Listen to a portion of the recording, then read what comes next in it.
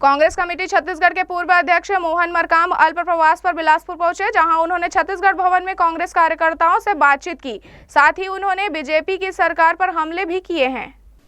मंगलवार को अंबिकापुर जाने के दौरान अल्प प्रवास के लिए बिलासपुर में ठहरे मोहन मरकाम ने राज्य सरकार पर हमला करते हुए बीजेपी के संविधान दिवस मनाने को लेकर निशाना साधते हुए कहा कि भारतीय जनता पार्टी और उनके अनुवांशिक संगठन जो संविधान का विरोध करते हैं, 400 पार का नारा देकर संविधान बदलने की बात करते हैं, वो किस मुंह से संविधान दिवस मना रहे हैं।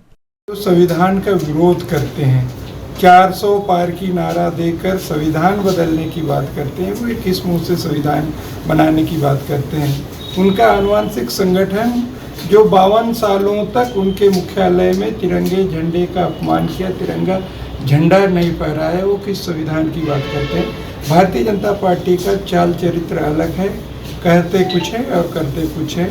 अगर 400 अगर लाए रहते देश में तो संविधान बदलने की बात करते थे। वो उनका हिडन एजेंडा है भारतीय जनता पार्टी का, उस पर काम करते हैं और देश के जो वर्गों के वर्ग हारा है, चाहे एसटी हो, एससी हो, चाहे ओबीसी हो, माइनॉरिटी वर्गों को जो संविधान में मौलिक अधिकार देश के नागरिकों को मिला है, उस मौलिक अधिकार को भी कुचलने का काम भारतीय जनता पार्टी करती है। इसके साथ ही शासकीय कार्यक्रम में कांग्रेस विधायक को नहीं बुलाने पर बयान देते हुए कहा कि भारतीय जनता पार्टी की सरकार ने स्थायी विधायक को नजरअंदाज किया है। हमारी सरकार थी तब भारतीय जनता पार्टी के कोई भी नेता को बकायदा हम कार्ड से लेकर शिलालेख में लिखवाते थे, लेकिन स्थानीय विधायक को न बुलाना यह भारतीय जनता पार्टी का दोहरा चरित्र और उनका तानाशाही रवैया को दिखाता है।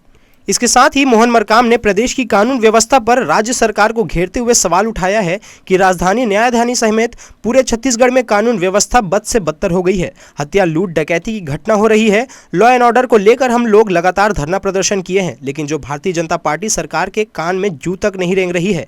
यहाँ की जनता त्रस्त है, जनता भगवान भरोसे जी रही है।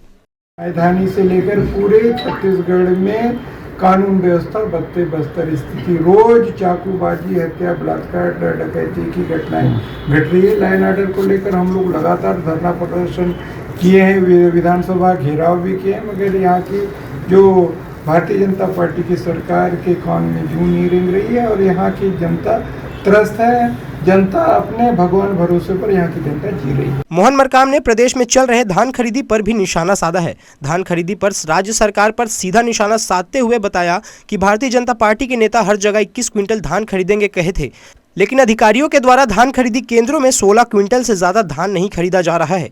खरीदी केंद्रों में बड़ी संख्या में धानों को रिजेक्ट किया जा रहा है, जिसकी वजह से किसान आहत है। भारतीय जनता पार्टी ने किसानों के साथ छलावा किया है, धोखा किया है। आने वाले चुनाव में पंचायत और निकाय चुनाव में असर देखने को मिलेगा।